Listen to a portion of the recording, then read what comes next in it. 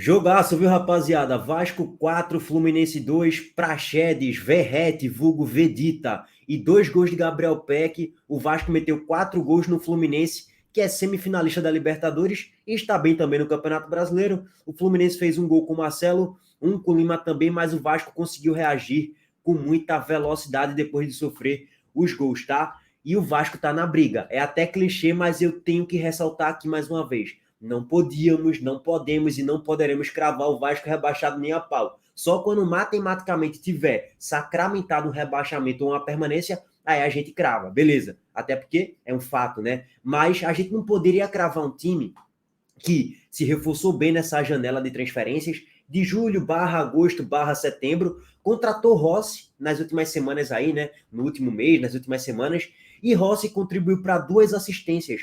Os 2 gols do Vasco, os 2 primeiros gols, o primeiro de Bruno Praxedes e o segundo de Verrete, vulgo Vedita, saíram dos pés de Rossi com bons cruzamentos na área, belo cruzamento que ele deu para Bruno Praxedes no primeiro gol, e no segundo gol, belo cruzamento que ele dá, e Verrete cabeceia firme e forte no alto. A defesa do Fluminense hoje que foi uma peneira no sistema, na bola aérea principalmente, tá? E o Vasco, gente, chegou a 20 pontos e 22 jogos. Tá no bolo, tá na briga. Tem um jogo a menos e é justamente contra o vice-lanterna América Mineiro, que vem esboçando ali uma reação dos últimos 3 jogos, 2 vitórias e um empate, mas quando a gente encara o cenário do Vasco dos últimos 5 jogos e compara com os do 13º até o 20º, o Vasco ele tem o melhor aproveitamento. E vou além, tá? Se a gente vier puxando aqui do 10º para baixo, o Vasco é o time que tem o melhor aproveitamento. O Coritiba perdeu todos os jogos, não somou nenhum ponto. O América Mineiro somou 7 pontos nos últimos 5 jogos. O Vasco somou 8. 2 vitórias, 2 empates. O Santos somou 3. O Goiás somou 6. O Bahia somou 7. O Corinthians somou 5. 6 foi mal. O São Paulo somou 2. O Inter somou 5. O Cruzeiro somou 5. O Cuiabá somou 1 ponto apenas nos últimos 5 jogos. Então, o Vasco é o time que do G10 para baixo teve o melhor aproveitamento e essa é a tendência do campeonato. O Vasco se aproximar cada vez mais do 16º, do 15º e possivelmente ficar na Série A, se é que vai conseguir, né? Tem todo um campeonato ainda pela frente. Mas quando a gente olha para a sequência de jogos do Vasco, dá. Coritiba é o próximo jogo. O Vasco meteu 4 gols no Fluminense, gente. Fluminense, quando a gente olha a tabela, o Fluminense, beleza, é um clássico de fato, mas o Fluminense está na 6ª colocação, é um time do G6. Um jogo difícil, né? Muito difícil de fato. Não é à toa que o Fluminense conseguiu dificultar a vida do Vasco, sim, em alguns momentos. Empatou o jogo 2 vezes durante a partida, claro. E aí o Vasco, ele agora vem para uma sequência que é agora ou nunca. Coritiba em casa, América fora, Santos na Vila, depois São Paulo. Pega toda essa sequência aí para poder, de fato, talvez até sair do Z4.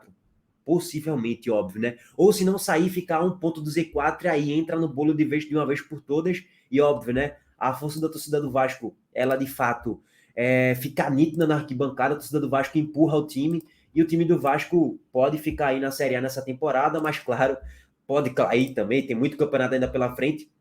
Mas o Vasco, ele é melhor do que o Santos e ele é melhor do que o Goiás. Eu venho falando isso faz 5 rodadas, né? 6 rodadas.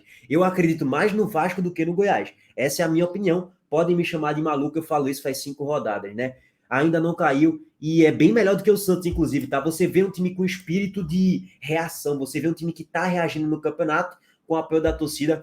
Eu acho que o Vasco vai incomodar ainda demais aí essa rapaziada do G15, G14, G16. O Bahia que criou uma gordurinha ali, mas não está tão distante assim ainda do Vasco. Se o Vasco vencer o jogo que falta para ele, que é justamente contra o vice-lanterna América Mineiro, tá?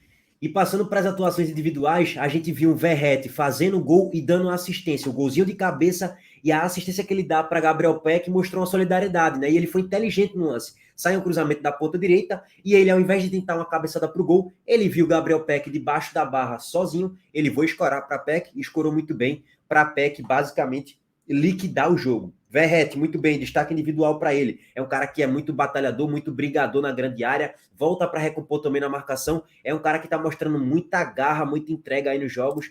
Tem que dar destaque ao Pablo Verratti, vulgo Vedita, tá? Sem dúvidas, um gol e assistência fica como um dos destaques do jogo.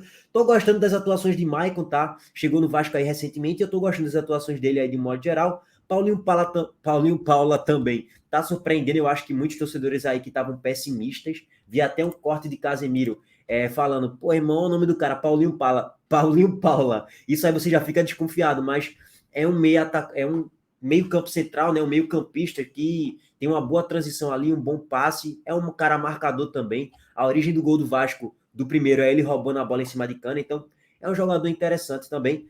Peck entrou muito bem no jogo, fez 2 gols, é o destaque individual também da partida.